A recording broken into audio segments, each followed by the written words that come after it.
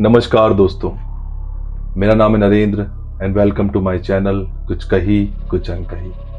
दोस्तों, मैं फिर से आ गया हूं आप लोगों के सामने एक ऐसी कहानी लेके जिसको सुन के आपका दिल दहल जाएगा और आप ये सोचने पे मजबूर हो जाएंगे, क्या ये भूत प्रेत क्या वाकई इस दुनिया में एग्जिस्ट करते हैं या ये सिर्फ और सिर्फ हमारे मन का वहम है।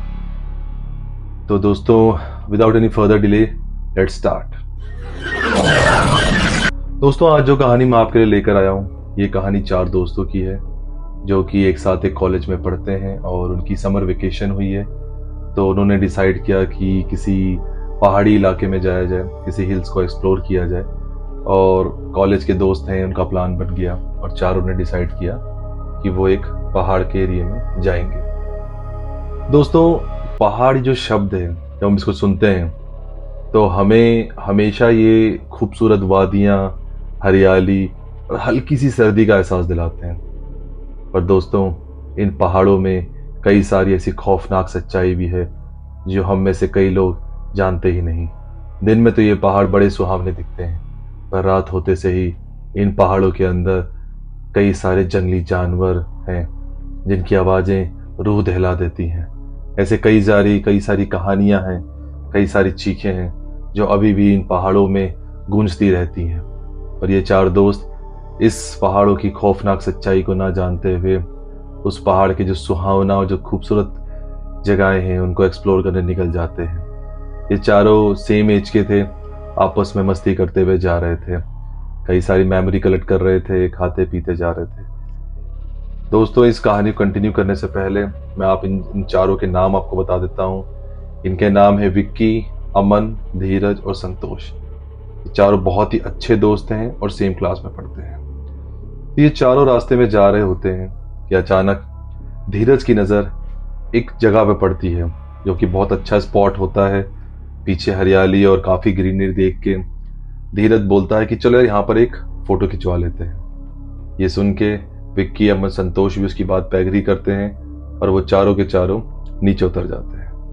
नीचे उतरने के बाद कई सारी फोटोज क्लिक करने के बाद इतने में अमन का ध्यान एक पत्थर पे रखी आधी भरी शराब की बोतल पे जाता है। वो देख के अमन तुरंत उसके पास जाता है और बोलता है कि यार, ये आधी भरी शराब की बोतल आखिर कौन छोड़ के जा सकता है।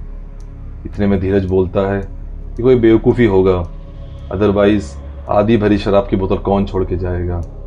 इतने में संतोष ने कहा, क्यों ना इस बोतल को हम लोग ले लें, हम अपना माहौल बना लेंगे।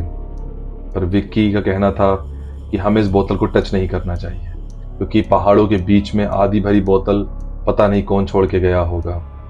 पर अमन, धीरज, संतोष ने उसका मजाक उड़ाया और ये कहते हुए बात टाल दी कि कोई 4-5 दोस्त होंगे और शराब पी रहे होंगे, पर कोई इमरजेंसी आई होगी और उस चक्कर में पूरी फिनिश नहीं कर पाए होंगे। कोई बात नहीं, उनका नुकसान हमारा फायदा, हम इसके मजे उठाएंगे। ये कह के अमन, धीरज, संतोष, विक्की उस बोतल को अपने साथ ले गए और गाड़ी में बैठ के दोबारा उन वादियों में खो गए। जब वो आगे गए तो धीरज ने ये बताया कि आज वो उनके एक दोस्त है जिसका एक खाली मकान पड़ा हुआ है, वहीं रहने वाले हैं, अभी वहाँ पर कोई भी रहता नहीं है। ये सुन के वो सब लोग एक्साइटेड हो गए कि उनके पास पूरा घर होगा पहाड़ों में इंजॉय करने के लिए। पर उनकी इंजॉयमेंट क्या रुख लेने वाली है ये इन चारों को भी नहीं पता था। वो फाइनली जाते हैं, अपना रेस्ट करते हैं, खाते हैं, पीते हैं। फिर शाम का समय आता है जहाँ पे वो सब ड्रिंक्स करने के लिए तैयार हो चुके थे। धीरज एक बिल्कुल ब्रांड न्यू बोतल बैग से निकालता है। इतने में ही अमन उसे टोकते हुए कहता है, यार, इस बोतल को हम बाद में फिनिश कर लेंगे, वो जो हमने आधी भरी हुई बोतल है उसे पहले निपटा लेते हैं। ये सुन के सब लोग एग्री करते हैं, पर विक्की फिर भी उनसे ये कहता है कि इस बोतल को हमें नहीं पीना चाहिए क्योंकि ये बोतल हमने नहीं खरीदी और ये जिस हालात में मिली है मुझे लगता नहीं इसे ड्रिंक करना सही आइडिया होगा। पर फिर से ही अमन, धीरज, संतोष की बात को इग्नोर करते हैं और वो उसको पीने के लिए तैयार रहते हैं। जैसे ही अमन उस बोतल का ढक्कन खोलता है, इतने में ही उनके गेट पे एक धड़ाक से आवाज़ होती है और उस आवाज़ को सुन के चारों कुछ देर के लिए सहम जाते हैं। वो ये सोच रहे होते हैं कि इस घर में तो कोई भी नहीं है, आखिर ये आवाज़ आई कैसे। और वो जो कमरा भी था वो अंदर की तरफ था। ये सोचते सोचते कुछ सेकंड के लिए चारों चुप थे। इतने में विक्की ने कहा, ये आवाज कैसी हो सकती है? मैंने कहा था तुम लोगों से इस शराब की बोतल को मत छुओ, इसमें कोई शराब है, ये हमें नहीं पीनी चाहिए। पर इतने में फिर अमन यही कहता है, अरे यार बहुत सारी चीजें हो सकती हैं, कुछ भी हो सकता है, कोई बड़ा चूहा हो सकता है, बहुत सारी चीजें होती है, हमें इस पर ध्यान नहीं देना चाहिए, हमें ड्रिंक कंटिन्यू करनी चाहिए।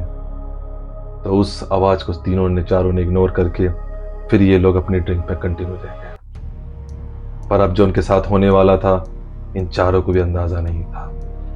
इसके बाद ये चारों अगले दिन उठते हैं और डिसाइड करते हैं कि ये किसी एक पार्क में जाएंगे जहाँ पे काफ़ी ग्रीनरी होगी, जहाँ पे थोड़ा सा ये लोग रिलैक्स करेंगे। ये लोग पार्क में जाते हैं। धीरज वहाँ पर एक बेंच पे बैठ जाता है। इतने में संतोष, अमन और विक्की, उन्हें कुछ याद आता है कि वो गाड़ी से कुछ मिस कर गए। इतने में तीनों ये कह के गाड़ी की तरफ चले जाते हैं। धीरज चुपचाप बेंच पर बैठ के नज़ारों का मजा ले रहा था कि अचानक उसके पीछे से एक जोर सा धक्का आता है और उस धक्के को खा के धीरज नीचे गिर जाता है। ये धक्का लगने के बाद धीरज तुरंत खड़ा हो जाता है और उसे लगता है कि क्या इन लोगों ने उसके साथ मजाक किया है। पर जब वो पीछे देखता है तो उसे कोई नहीं दिखता है। वो ये हैरान होता है कि आखिर इतनी जल्दी वो लोग कैसे आ गए, क्योंकि वो जो पार्क था वो बिल्कुल प्लेन था, उस पर किसी भी आदमी का छुपना नामुमकिन था। पर अचानक वो दूर एक स्ट्रीट लाइट के पास वो ये देखता है जो कि पार्क में लगी थी। वहाँ पे एक अजीब शक्ल वाला एक आदमी खड़ा होता है। उसको देख के धीरज काफ़ी डर जाता है और तुरंत ही भाग के अपने दोस्तों के पास जाता है। वो उनको सारी ये बातें बताता है, पर अगेन वो सब इसका यही मजाक उड़ाते हैं। विक्की मजाक नहीं उड़ा रहा था, पर जो अमन और संतोष थे वो भी कह रहे थे कि यार तू भी लगता है विक्की की बातों में आ गया, तूने भी लगता है कुछ ऐसे गिर गया होगा, कुछ और ही तरह तेरा नशा लगता उतरा नहीं है। ये सब हंसी मजाक में उड़ा के वो लोग इस बात को भी अनदेखा कर देते हैं। उसके बाद वो लोग आगे जाते हैं। इतने में पार्क के बीच में अमन कहता है कि यार मुझे वॉशरूम जाना है। तो वो लोग कहते हैं कि यार पार्क में तो बहुत दूर वॉशरूम है, एक काम करो आगे चले, थोड़ी गहराई में वहाँ पे जंगल है, वहाँ जाके कर लो। अमन उनकी बात सुनता है और वो वहाँ चला जाता है। वो जैसे ही वहाँ पे जाता है अचानक उसे एक सरसराहट की आवाज़ सुनाई देती है। वो आवाज़ सुन के पहले तो इग्नोर करता है कि शायद कोई जानवर भी हो सकता है। फिर अचानक उसको दोबारा वही सरसराहट की आवाज़ सुनाई देती है। वो अपना फिनिश करके दोस्तों के पास वापस चलने को चलता है। फिर उसको वो सरसराहट की आवाज़ फिर सुनाई देती है। अब अमन ये सोचने मजबूर हो जाता है कि आखिर ये आवाज़ है किस चीज़ की। इतने में वो चारों तरफ देखता है, थोड़ा आगे जाके भी देखता है, पर उसे कोई भी दिखाई नहीं दे रहा था। पर ये सरसराहट की आवाज़ उसे लगातार आई जा रही थी। इतने पे अमन को एहसास होता है कि कोई पेड़ के ऊपर उसे देख रहा है। बड़ा घबराते हुए अमन अचानक ऊपर देखता है और वो ऊपर देखता है एक अजीब सा आदमी। इसका चेहरा पूरा काला था, आंखें उसकी लाल थी और बहुत ही ज्यादा भयानक हंसी वो हंस रहा था। जैसे ही अमन उसको देखता है वो तुरंत ही उस पेड़ से जंप कर देता है अमन के ऊपर और अमन का गला दबाने लग जाता है। ये देख के अमन थोड़ा स्ट्रगल करता है और वहां से भाग कर खड़ा हो जाता है।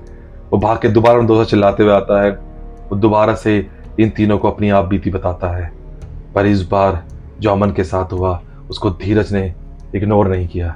धीरज ने भी यही बताया कि मैंने भी इसी तरह के आदमी को देखा था।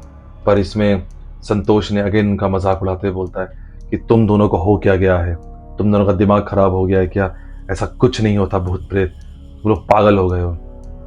ये सब बातें करते पर अमन और धीरज के साथ जो हुआ था उसे विक्की समझ रहा था। विक्की ये समझ रहा था कुछ तो गड़बड़ है, क्योंकि ऐसा कभी पहले तो हुआ नहीं। ये चारों आगे जाते हैं। आगे जाके अचानक अमन को याद आता है, यार आज रात को फिर ड्रिंक करनी है, कुछ स्नैक्स ले लिया जाए।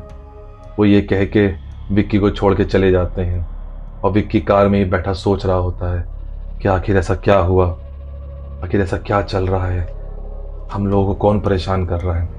इतने में विक्की के शीशे पे एक नॉक होता है। वहाँ पर एक अजीब सा एक भिखारी आके पागल सा खड़ा हो जाता है। वो विक्की से इशारे करके शीशा नीचे करने के लिए करता है। शायद वो उस विक्की से कुछ कहना चाहता है। विक्की अपना जैसे ही शीशा नीचे करता है वो भिखारी उससे भीख मांगता है। विक्की उसे कह के मना कर देता है कि चलो अभी भीख नहीं है।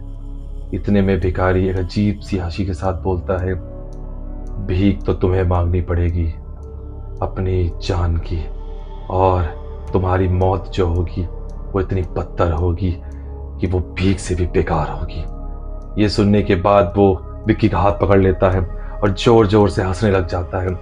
ये सुन के विक्की चिल्लाता है, पर इतने में उसके पास धीरज खड़ा थोड़ी दूर पर सुन लेता है।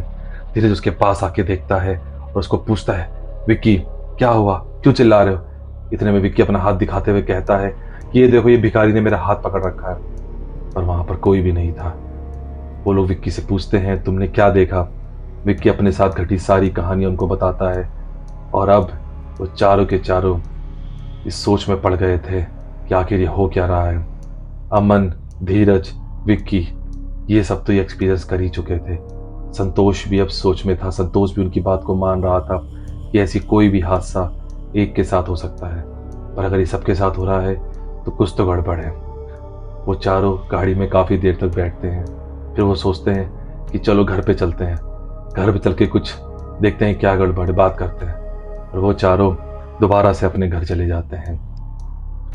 दोबारा वो रात आती है जो उनकी ज़िंदगी की सबसे खराब और सबसे डरावनी रात थी, जिसको उनमें से कोई भी भूल नहीं पाएगा कभी। फिर आगे तो दोस्तों, ये था इस कहानी का पहला पार्ट। मैं आपके लिए बहुत ही जल्द इसका नेक्स्ट पार्ट लेकर आऊँगा। अगर आपको ये कहानी अच्छी लगी तो प्लीज़ इसको शेयर करिए, सब्सक्राइब करिए, कमेंट करिए। और अगर आपको इस कहानी में कोई भी, आपको मेरे कंटेंट में कोई भी इम्प्रूवमेंट चाहिए, आप प्लीज़ कमेंट में लिखिए। और इस कहानी का सेकंड पार्ट सुनना ना भूलिएगा, क्योंकि अभी तो सिर्फ जो आपने सुना है ये तो सिर्फ एक शुरुआत है। अभी तो इन चारों के साथ कुछ ऐसा होने वाला है, ऐसा खौफनाक होने वाला है, ये दोबारा पहाड़ों में जाने की इन्होंने आज तक कभी हिम्मत नहीं करी। इसी के साथ दोस्तों, आप लोगों से अलविदा चाहूँगा। थैंक यू सो मच आपका समय देने के लिए, अगर आप इस अंत तक मेरी कहानी सुन रहे हैं। See you next week. Thank you so much. Bye bye.